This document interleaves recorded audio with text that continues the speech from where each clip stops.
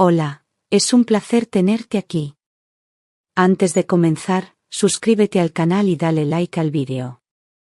Mi marido gritaba por teléfono, furioso: mierda. ¿Por qué están bloqueadas las tarjetas? Yo sostenía el móvil con una calma que a mí misma me sorprendía. La rabia ya no ardía, era hielo. Le respondí con voz firme: lo sé todo, Javier. Él se quedó en silencio por un segundo que pareció eterno. Luego intentó inventar una excusa, tartamudeando algo sobre un error del banco. Pero yo ya no era la mujer ingenua de antes. Sabía perfectamente que no estaba en un viaje de negocios. Se había ido a París con su amante, y ahora, yo daba el primer paso hacia mi venganza. Le había visto marcharse con esa sonrisa falsa de siempre, el traje caro y el maletín que usaba para aparentar ser un hombre ocupado. Pero en su interior, él ya no era nada más que una mentira con corbata. Mientras hablaba, podía oír de fondo la voz de una mujer riéndose. Era Silvia, su amante, la misma que aparecía en los correos que imprimí en silencio durante semanas. Mientras él intentaba recuperar el control, yo recordaba cada noche sola, cada cumpleaños olvidado, cada promesa rota. No era solo el dinero lo que bloqueé. Era su acceso a mi vida, a mi compasión, a todo lo que alguna vez creyó tener asegurado. Colgué sin decir adiós. Me levanté del sofá con una tranquilidad fiera y fui hasta la cocina. Preparé un café. Lo bebí mientras la ciudad amanecía, sabiendo que en París el caos apenas comenzaba. Imaginé su rostro al intentar pagar el hotel, la cara de Silvia al darse cuenta de que no había más cenas lujosas. Era mi turno de escribir la historia. Ya no iba a ser la víctima silenciosa. Esa llamada no solo había revelado su traición. Había despertado en mí a una mujer decidida, astuta, que no tenía intención de suplicar. La guerra había empezado, y yo tenía las armas. Durante meses, Javier llegaba tarde con excusas distintas: una reunión de última hora, un viaje urgente, una comida con inversores. Yo lo miraba a los ojos y le creía, o, mejor dicho, quería creerle. Me aferraba a la idea de que era el estrés, el trabajo, la rutina. Pero la duda empezó a crecer como una sombra en la espalda. Una noche, mientras ordenaba la ropa del armario, su abrigo cayó al suelo. Revisando los bolsillos, encontré algo que me heló la sangre: 2 billetes de avión a París. No llevaban mi nombre. Llevaban el suyo, y el de Silvia. El billete de ida coincidía exactamente con el supuesto viaje estratégico que me había mencionado con tanto detalle. Había incluso ensayado sus frases, memorizado nombres de directivos que ni existían. Cada palabra suya había sido un acto teatral. Me senté en la cama y repasé cada escena: sus ausencias, sus mensajes evasivos, su olor a perfume ajeno. Silvia no era solo una aventura. Era parte de una vida paralela que él construyó con precisión, mientras yo cuidaba de todo lo nuestro. Esa noche, comprendí que no había sido ingenua, había sido traicionada con alevosía. Y ya no podía mirar atrás. Descubrir los billetes fue solo el inicio. Al día siguiente, mientras él creía que yo estaba trabajando, me sumergí en su ordenador portátil. Leí correos, revisé su agenda, accedí a sus extractos bancarios. Encontré reservas de hoteles en Roma, cenas en restaurantes caros, flores enviadas a distintas direcciones. Silvia era la actual, pero había otras. Mujeres distintas, historias parecidas. Él vivía una doble vida financiada por mis esfuerzos, mis horas extra, mis renuncias. Cada clic era una puñalada, pero también una chispa. Yo no iba a destruirlo con gritos. Lo haría con pruebas. Guardé capturas, imprimí documentos, organicé carpetas. No lloré. Mis lágrimas se habían secado con cada mentira que me había tragado en silencio.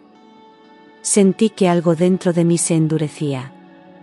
Ya no era tristeza. Era estrategia. No le confronté. No le pregunté nada.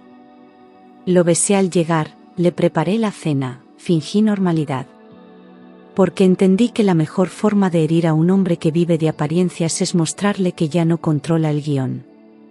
Él creía que todo seguía bajo su dominio. Pero yo ya estaba escribiendo el acto final, y él no era el protagonista. Elegí esperar. Le ayudé a hacer la maleta, le di su abrigo, le llevé al aeropuerto. Me despedí con un beso en la mejilla, el mismo que él daba a sus amantes. Mientras caminaba hacia el control de seguridad, giró la cabeza para saludarme. Les sonreí. Y esa fue la última vez que lo miré con esa cara. Volví al coche en silencio, con los dedos tensos. En cuanto llegué a casa, llamé al banco. Di las instrucciones claras: bloquear todas las tarjetas conjuntas, restringir accesos, congelar movimientos. Nadie preguntó nada. Era mi cuenta también. Y él, ya no tenía poder. Esa tarde, abrí una botella de vino. No para celebrar, sino para marcar el inicio de mi reconstrucción. La casa estaba silenciosa, los niños dormían, y yo sentía una calma distinta. Él, probablemente, brindaba en el avión, ajeno a lo que le esperaba. Silvia sonreiría al llegar al hotel, pensando que le esperaban días de lujo y champán. Pero el verdadero viaje apenas comenzaba, y no era el suyo. Era el mío. No le grité, no le enfrenté, no me rebajé. Solo tomé el control, como él jamás creyó que haría. La partida había comenzado, y esta vez, yo movía las piezas. Javier me llamó desde el vestíbulo del hotel. Su voz temblaba, furiosa y desesperada. No puedo pagar el taxi, ni el hotel, ni una botella de agua. ¿Qué está pasando?, gritaba. Silvia, a su lado, se reía nerviosa, creyendo que todo era una especie de malentendido gracioso. Pero cuando intentó pagar con su tarjeta personal y también fue rechazada, la sonrisa se esfumó. Empezaron a discutir allí mismo, rodeados de turistas y recepcionistas incómodos. Él buscó con frenesí su cartera, su móvil, alguna señal de salvación. Pero todo estaba bloqueado. Su mundo de lujo se desmoronaba entre las manos. Pidió hablar conmigo. Yo, desde el salón de casa, lo escuchaba sin decir nada. Solo respiraba mientras él se hundía en su propio teatro. Silvia lo dejó plantado esa misma noche, molesta por el escándalo, la falta de dinero y la vergüenza. No quería ser parte de un fracaso. Javier se quedó solo en París, sin recursos, sin aliados, con la humillación a cuestas. Intentó contactar a amigos, a compañeros del trabajo, pero todos estaban ocupados o no respondían. Por primera vez, su ego se encontró con la realidad. Y esa noche, durmió en el banco de una estación, sin nombre ni dignidad. Cuando me llamó por 10ª vez, no contesté. Le dejé sufrir el silencio, ese mismo que tantas veces él me regaló con sus ausencias. Después, le escribí un solo mensaje: lo sé todo. Y he tomado una decisión. A tu regreso, hablaremos. Nada más. No había insultos, ni llantos, ni reclamos. Solo una sentencia fría. Él insistió, me escribió por todas partes, me rogó como un niño perdido. Pero yo ya no era la mujer que lloraba frente al horno mientras él no llegaba. Yo estaba en otro plano, observando su caída con una serenidad feroz. El aeropuerto fue el escenario de su segunda derrota.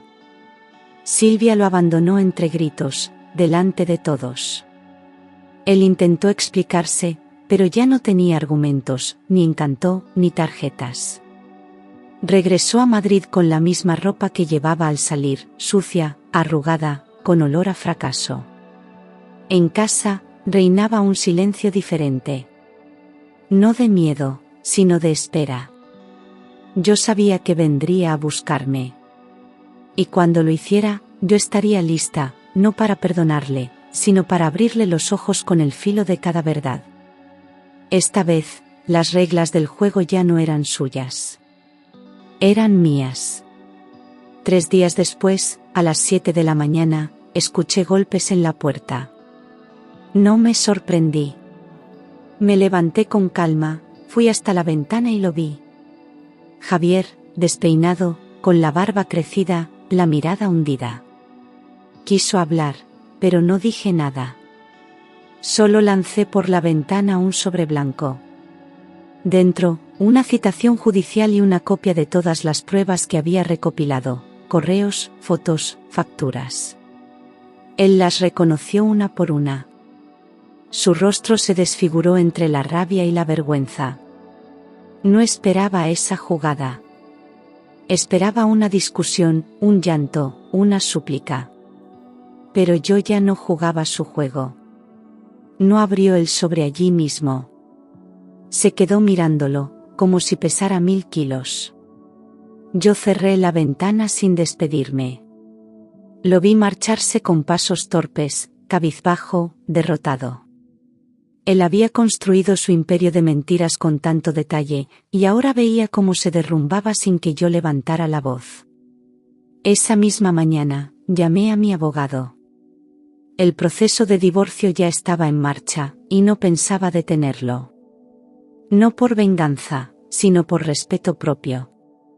Porque a veces, el mayor castigo no es el odio, es la indiferencia. Y él, ya no tenía lugar en mi vida. Entré en el despacho con la cabeza alta y el corazón firme. Mi abogado, un hombre meticuloso y directo, repasó cada documento que le entregué con una sonrisa apenas visible.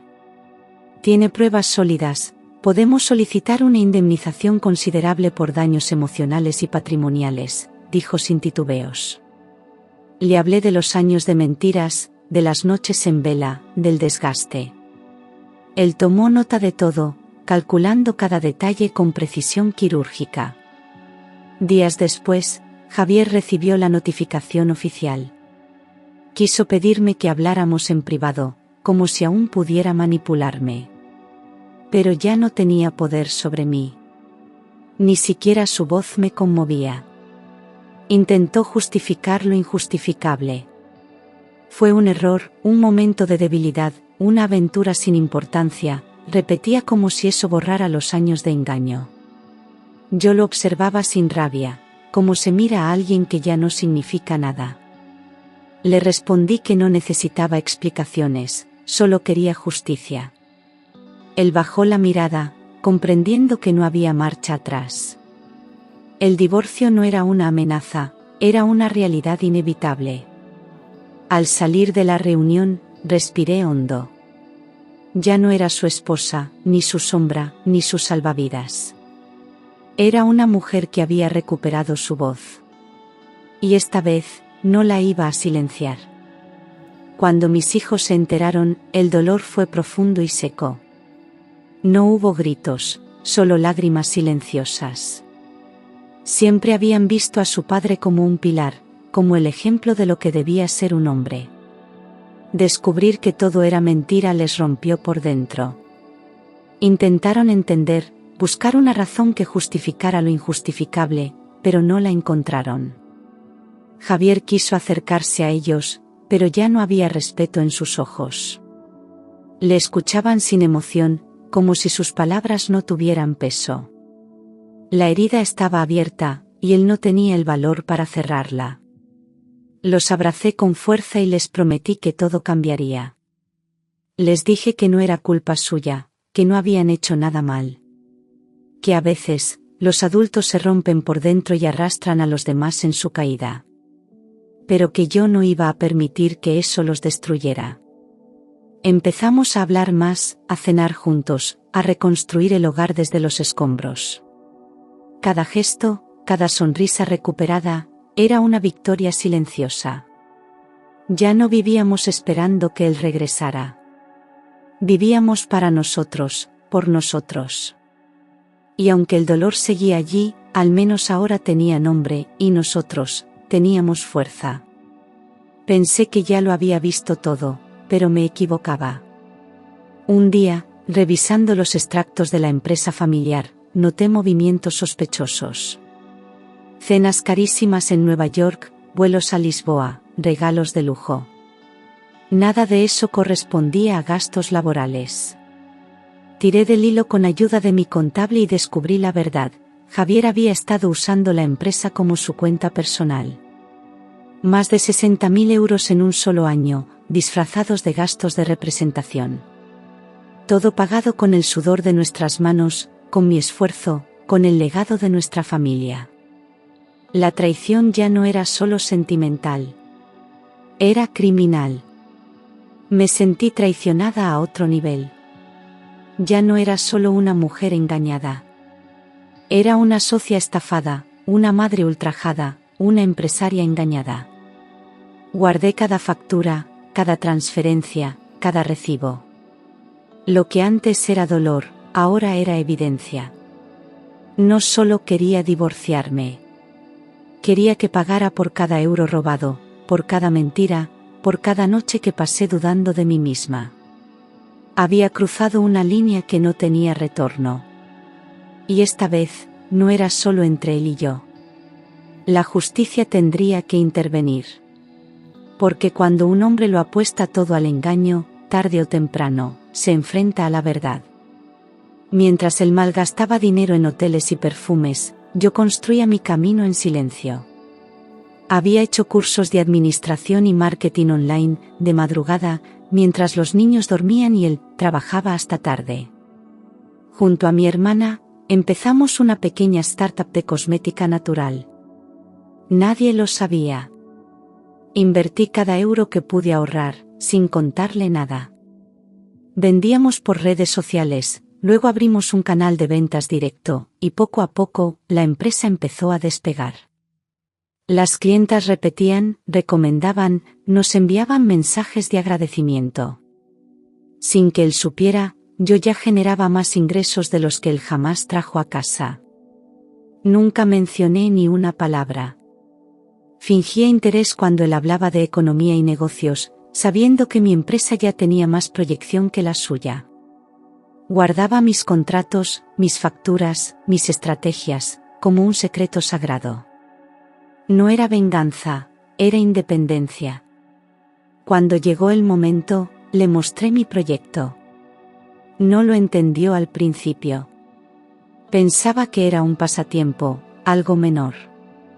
Hasta que le dije los ingresos del último trimestre. Su cara palideció. Por primera vez, vio que yo no solo había sobrevivido sin él, había prosperado. Y eso, para alguien como Javier, era la peor derrota. Pedí una reunión formal con el dueño de la empresa donde Javier trabajaba. Fui elegante, serena, con un dossier bajo el brazo que podía incendiar un edificio. Le hablé con claridad, su empleado había estado usando dinero de representación para fines personales. Mostré los documentos, los extractos, los correos. Al principio, el jefe se mostró escéptico, casi molesto. Pero a medida que avanzaba página tras página, su rostro fue cambiando. Mandó llamar a contabilidad, y al cabo de una hora, ya no quedaban dudas. Javier había estado robando. Con elegancia, pero robando. Esa misma tarde, fue despedido. Cuando salió del edificio, yo estaba sentada en un banco cercano, mirando mi móvil. Me vio. No dijo nada. No hizo falta. Su rostro lo decía todo, rabia, vergüenza, derrota. La misma boca que gritaba órdenes en casa ahora estaba sellada. Su nombre quedó manchado, su prestigio destruido. Yo no celebré en voz alta. Solo me levanté, caminé despacio y me alejé sin girarme. Ya no era la mujer a la que él podía ignorar. Era la persona que había destruido su castillo de mentiras con una sola visita. Y eso, dolía más que cualquier bofetada. Su madre me llamó al día siguiente. Me acusó de haber arruinado su vida, de destruir la familia, de ser una mujer fría y calculadora. Escuché en silencio, sin interrumpirla. Cuando terminó, le dije que revisara su correo electrónico. Le había enviado todas las pruebas, facturas, fotos, correos, documentos del banco y de la empresa. Nunca más volvió a llamarme. Su silencio fue la única respuesta que necesitaba. La mujer que me culpaba de todo ahora se enfrentaba a la verdad que nunca quiso ver. La verdad que yo había soportado en silencio durante años. Su hermano, en cambio, me escribió una carta larga. Me pidió perdón. Dijo que siempre sospechó que Javier no era tan ejemplar como aparentaba. Me agradeció por cuidar de los niños y por haber aguantado tanto. Le respondí con cortesía. No necesitaba su perdón, pero lo valoraba. Le dije que no guardaba rencor, solo experiencia. Porque cuando el mundo se cae, uno aprende quién está realmente a tu lado. Y ellos habían estado mirando hacia otro lado durante demasiado tiempo. El juicio fue frío, casi quirúrgico. Mi abogado expuso cada prueba con precisión, mi aportación económica al hogar, mis ingresos demostrables, los movimientos irregulares de Javier. Él llegó con un traje prestado, la mirada vacía y una abogada que parecía más perdida que él. Intentó ocultar propiedades, cuentas a su nombre, incluso un coche comprado a través de un testaferro. Pero llegamos preparados. Teníamos testigos, documentos notariales y hasta un informe de peritos. El juez no dudó, la casa era mía, el coche también, y debía pagarme una indemnización de 30.000 euros. El silencio que siguió a la sentencia fue brutal. Javier no dijo ni una palabra al salir de la sala. Caminaba como un hombre que acababa de perderlo todo. No me miró. No intentó hablar. Sabía que cualquier gesto sería inútil. Yo, en cambio, no celebré ni me derrumbé. Solo respiré hondo y me abrí paso entre los pasillos del juzgado como quien deja atrás una prisión. Había pasado años encerrada en una relación basada en mentiras, pero ahora, por fin tenía las llaves de mi libertad. No fue una victoria ruidosa. Fue una declaración de dignidad.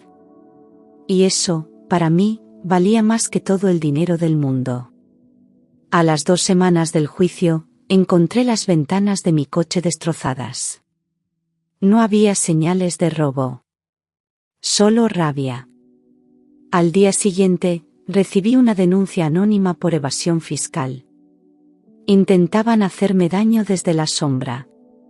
Pero la policía y mi asesor legal actuaron rápido.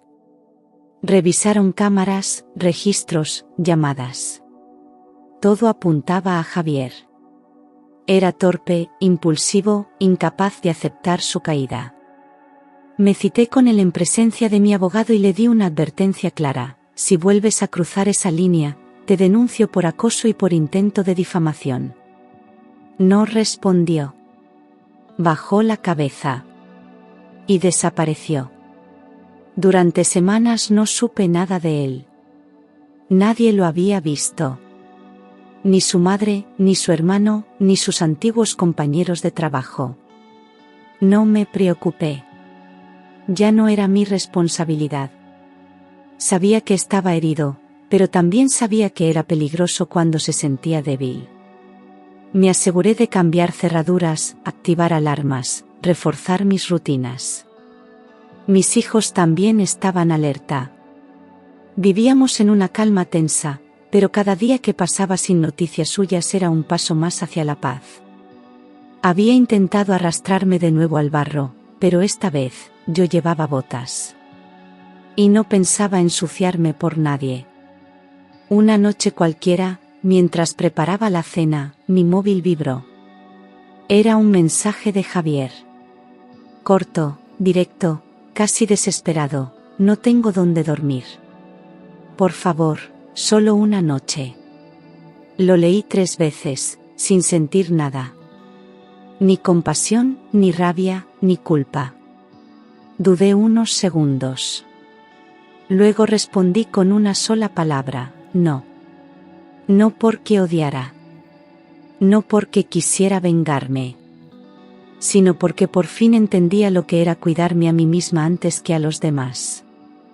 Esa noche, dormí como hacía años no dormía, en paz. Cerré las cortinas, apagué el teléfono y me preparé una copa de vino. Miré la casa en silencio. Todo era distinto. Los muebles, el ambiente, yo. No sentía miedo, ni tristeza, ni vacío. Sentía libertad. Por primera vez, no necesitaba que nadie me validara, ni me completara, ni me protegiera. Yo era suficiente. Y Javier. Javier solo era una sombra que ya no tenía forma.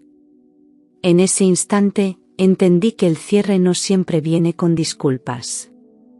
A veces, viene con la firmeza de decir no, sin temblar.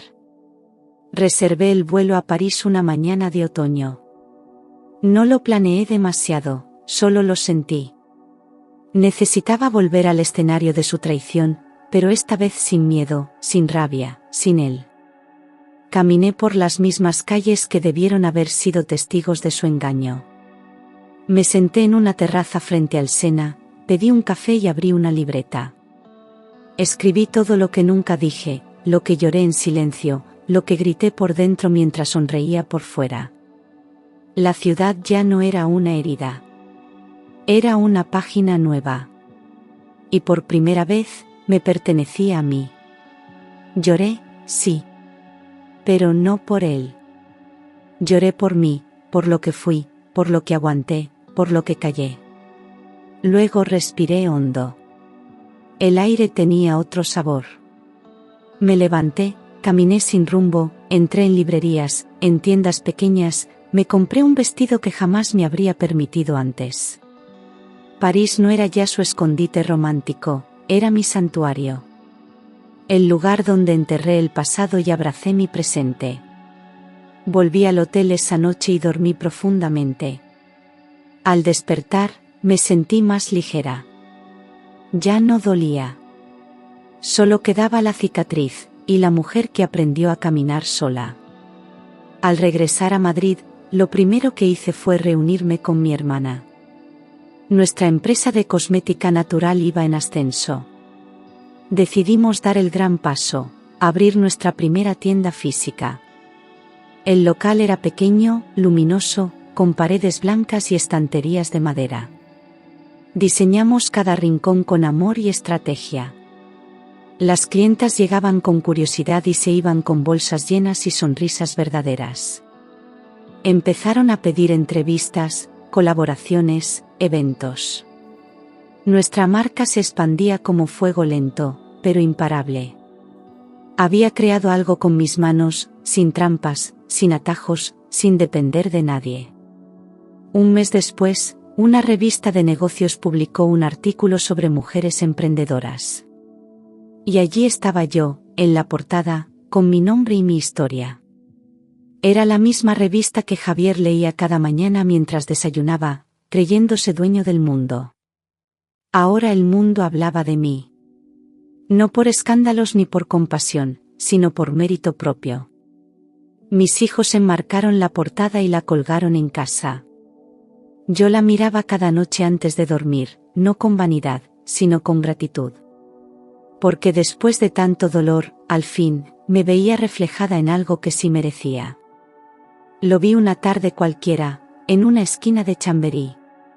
Sucio, con la barba crecida, la ropa desgastada. Tardé unos segundos en reconocerlo. Él me vio primero. Corrió hacia mí, arrastrando una bolsa de plástico. Quiso hablar, pero levanté la mano sin decir nada. No necesitaba oír nada de lo que pudiera salir de su boca. Intentó tocarme el brazo. Retrocedí.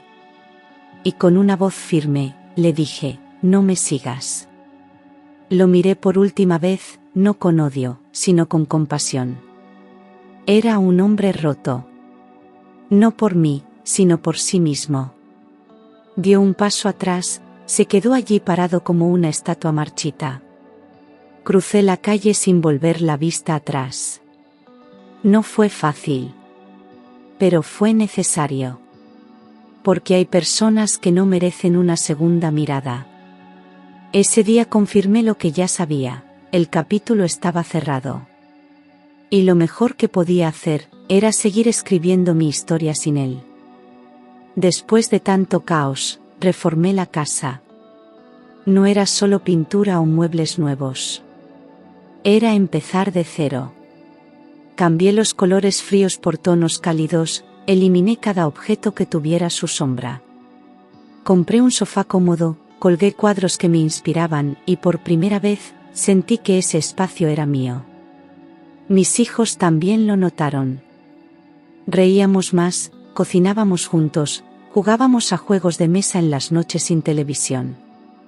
La casa ya no era un lugar de espera ni de silencios tensos. Era un refugio. Un hogar reconstruido con amor verdadero. Los días pasaban con una paz que nunca había conocido. No hacía falta planear grandes cosas para ser feliz. A veces, solo bastaba con ver a mis hijos dormir tranquilos o compartir un desayuno sin prisas. Cada rincón de la casa reflejaba mi nueva vida, libre, limpia, real. Incluso el perro parecía más feliz. La ausencia de Javier no se notaba como un hueco, sino como un alivio. Había borrado el ruido, las excusas, las mentiras. Y lo que quedaba era luz. Una luz que yo misma había encendido, sin depender de nadie más que de mí. Conocí a Javier, sí, otro Javier, en una conferencia sobre emprendimiento femenino. Él estaba entre los asistentes, escuchando atento, sin interrumpir, sin intentar impresionar a nadie. Al terminar, se acercó para felicitarme por mi ponencia. Era tranquilo, respetuoso, con una mirada limpia que no buscaba invadir, sino comprender. Empezamos a tomar cafés tras algunas charlas. Nada planeado. Solo conversaciones honestas. No buscábamos amor. Solo compañía. Y en ese espacio sin presión, algo fue creciendo. Durante semanas no le hablé de mi pasado. No porque lo ocultara, sino porque ya no era lo que definía mi presente. Cuando finalmente se lo conté, me miró en silencio, y solo dijo, te admiro. No por lo que pasaste. Por cómo saliste. No intentó salvarme. No prometió nada. Simplemente se quedó. Me escuchó. Me vio. Me aceptó. Y eso, para mí, fue más poderoso que cualquier gesto grandioso. Por primera vez, alguien me miraba sin juzgarme, sin esperar que me rompiera. Y yo, sentí que tal vez, solo tal vez, el amor aún era posible. Salíamos de un evento cuando lo escuché. Mi nombre, gritado con rabia, desde la acera opuesta. Era él. Mi exmarido. Borracho, descompuesto, con los ojos inyectados. Javier intentó protegerme, pero antes de que pudiera reaccionar, el otro ya lo había insultado. Dijo que le había robado todo, que yo era suya, que siempre lo sería. Intentó pegarle. Pero un agente de policía, que patrullaba por la zona, intervino antes de que la situación se saliera de control. Lo esposaron delante de todos. Y aún así, no dejaba de gritar mi nombre. Esa noche, mis manos temblaban mientras sostenía una taza de té. No era miedo. Era una mezcla de rabia, impotencia y cansancio. Javier me abrazó sin decir nada. No necesitaba palabras. Solo su calma. Me juró que no permitiría que me volviera a hacer daño. Y lo cumplió. Tomamos medidas legales, ampliamos la orden de alejamiento. Él quedó registrado como una amenaza. Por fin, el sistema empezaba a ponerse de mi lado. El pasado había intentado volver, pero esta vez, no tenía por dónde entrar. Un mes después del altercado, recibí una carta con remitente desconocido. La abrí con cautela, y al ver la caligrafía, supe que era de él. Desde una clínica de rehabilitación, me escribía para pedirme perdón. Decía que lo había perdido todo, que yo era lo mejor que le había pasado y que entendía, al fin, cuánto daño había causado.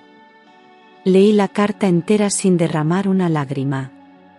No por frialdad, sino porque ya no quedaba nada que llorar. No contesté. Cerré el sobre y lo guardé, no por apego, sino como testimonio del cierre. No se trataba de venganza ni de orgullo. Se trataba de dignidad. Yo no necesitaba sus disculpas para perdonarme a mí misma por haber aguantado tanto. Comprendí que a veces, el perdón no es para el otro, sino para liberarse del pasado. Aquella carta no cambió nada. No me removió. Solo me confirmó que había hecho bien en marcharme. Porque a veces, lo más valiente no es quedarse.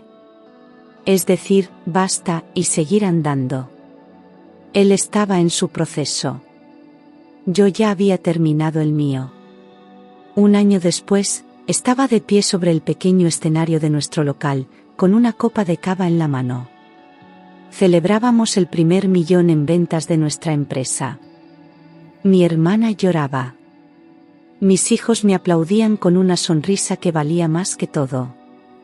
Javier, el nuevo, me abrazó con fuerza. Las luces, las flores, las clientas, todo era un reflejo de mi renacimiento. No era una fiesta por dinero. Era una fiesta por haber sobrevivido. Por haber transformado la herida en fuerza. Por haber elegido la vida. Esa noche, al llegar a casa, me miré en el espejo del pasillo. No vi a una víctima, ni a una exesposa, ni a una empresaria. Vi a una mujer libre. Con cicatrices, sí. Pero también con una mirada firme, un corazón en calma y una sonrisa limpia.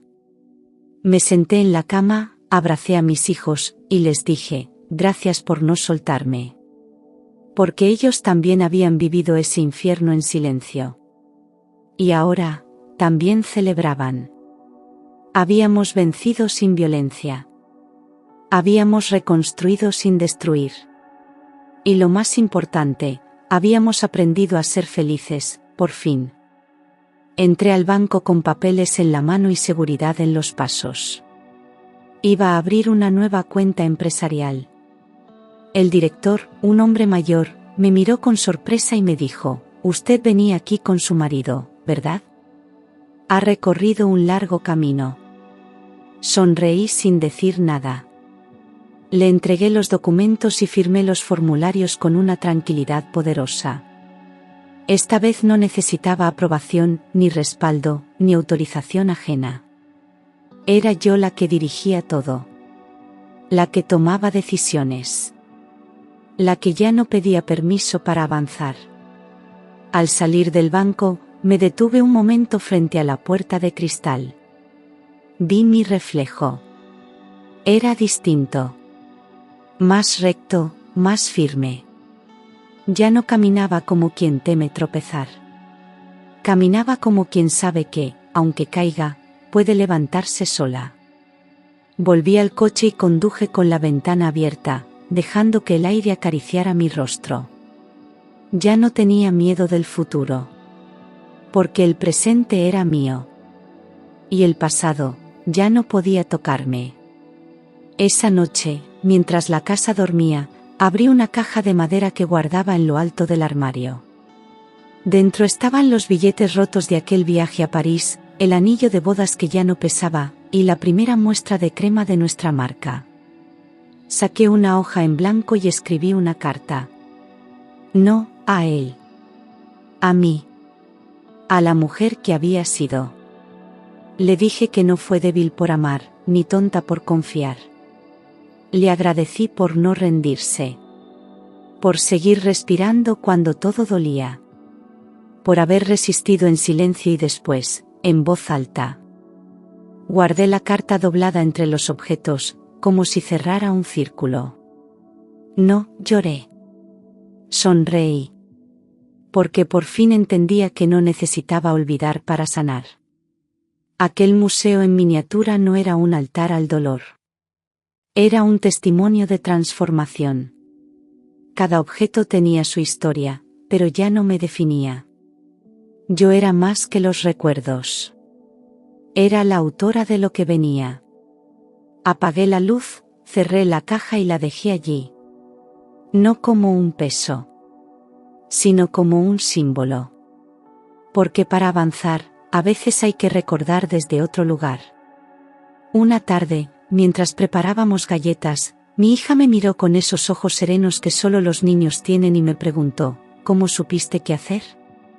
Me quedé en silencio unos segundos. No era fácil explicar lo inexplicable. Pero le dije la verdad, escuché el silencio. Y en él, me escuché a mí. Cuando todo se cae, si no te traicionas a ti misma, encuentras el camino. Ella asintió, sin del todo entender, pero sintiendo que esas palabras eran importantes. Luego me abrazó, fuerte. Y en ese abrazo, sentí que la historia no había sido en vano. Porque al salvarme, también la estaba salvando a ella. Le estaba enseñando que se puede empezar de nuevo, que se puede caer y levantarse sin perderse. Que una mujer no tiene que conformarse, ni callar, ni pedir permiso para vivir. Le enseñaba con hechos, no con discursos. Que el amor empieza por una misma. Que hay guerras que no se eligen, pero sí se deciden. Y que el valor no siempre grita. A veces, susurra. Y ese susurro era ahora su herencia. La historia no terminaba conmigo. Empezaba en ella. Comprendí que el dolor no me destruyó. Me transformó. Que la traición no me rompió. Me reveló. Que París no fue solo el escenario de su mentira. Fue el lugar donde decidí empezar de nuevo. No fue la ciudad del amor con él, fue la ciudad del amor conmigo. Mientras él gritaba, mierda, yo susurré, gracias. Porque haberlo perdido, fue la única forma de encontrarme. Lo que parecía el final fue, en realidad, el principio de todo. Ya no necesitaba explicaciones, ni justicia, ni redención. Tenía paz. Tenía propósito. Tenía futuro. No me definía su abandono, sino mi renacimiento. Y aunque la herida existiera, ya no dolía. Era cicatriz. Y en cada línea de esa marca, había fuerza, historia, verdad. Me levanté, respiré hondo, y sonreí. Porque al final, no vencí por vengarme. Vencí, por elegir seguir viviendo.